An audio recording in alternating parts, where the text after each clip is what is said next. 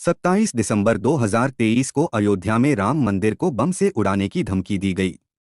UP के DGP कार्यालय की तरफ से जानकारी दी गई कि सीएम योगी, एसटीएफ चीफ अमिताभ यश और भारतीय किसान मंच के देवेंद्र नाथ तिवारी के साथ साथ राम मंदिर को भी बम से उड़ाने की धमकी दी गई है। बताया गया कि जुबैर खान नाम की ईमेल आईडी से धमकी भरा मेल आया है।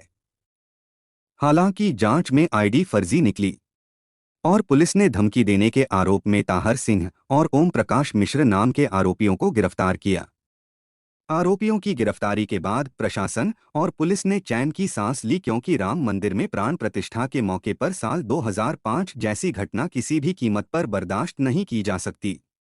5 जुलाई 2005 को राम जन्मभूमि पर जैश-ए-मोहम्मद के आतंकियों ने हमला किया था, जिसने देश की सुरक्षा व्यवस्था पर बड़ा प्रश्नचिन्ह खड़ा कर दिया था। 2005 अयोध्या आतंकी हमला। राम जन्मभूमि पर हुए इस आतंकी हमले को अंजाम दिया था जैश के 5 आतंकियों ने। ये आतंकी एक सफेद जीप में सवार होकर आए थे। दहशतगर्दों ने हमले के लिए सुबह का वक्त चुना। मंदिर का पूरा परिसर लोहे की मोटी छड़ों से घिरा हुआ था। गेट से जाते तो पकड़े जाते, इसलिए इस सुरक्षा घेरे को भेदने के लिए आतंकियों ने RDX से भरी जीप का इस्तेमाल किया। इंडिया टुडे मैगजीन के जुलाई 2005 के एडिशन के मुताबिक आतंकी जीप में सवार होकर आए, लेकिन मंदिर पहुंचने से पहले ही उतर गए। एक आतंकी जीप को लोहे की छड़ों की बाड़ तक ले गए। उसने आत्मघाती हमले में जीप में भरे बारूद को उड़ा दिया और एक बड़ा धमाका हुआ। इस धमाके में एक आम नागरिक की भी जान चली गई। इस धमाके के साथ ही अंदर पहुंचने का रास्ता बन गया।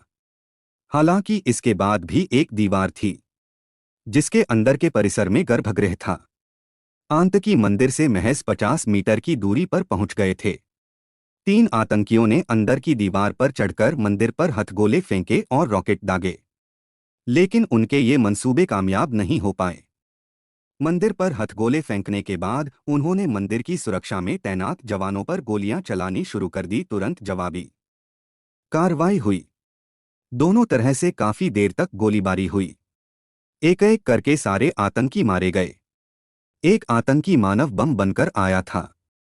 गोलीबारी के दौरान उसके चीथड़े उड़ गए। इस हमले में 3 सुरक्षाबल घायल हुए। इस हमले में आतंकियों के मंसूबे कामयाब नहीं हो पाए। मंदिर पर जो ग्रेनेड फेंके गए वो फटे नहीं। आतंकियों के पास से 15 जिंदा हथगोले, 5 AK-47 राइफल, 2 9mm की पिस्तौल और रॉकेट लॉन्चर बरामद किए गए। इतना गोला बारूद लेकर जब आतंकियों ने हमला किया, उस वक्त मंदिर परिसर में CRPF के 300 जवान, पैक के 600 जवान और यूपी पुलिस के 24 जवान तैनात थे। इस हमले के केस में विशेष अदालत ने शकील अहमद, मोहम्मद नसीम, आसिफ इकबाल और डॉक्टर इरफान को 2019 में उम्र कैद की सजा सुनाई। इनमें से इरफान यूपी के सहारनपुर का रहने वाला है, जबकि बाकी तीनों दोषी जम्मू कश्मीर के पुंछ के रहने वाले हैं।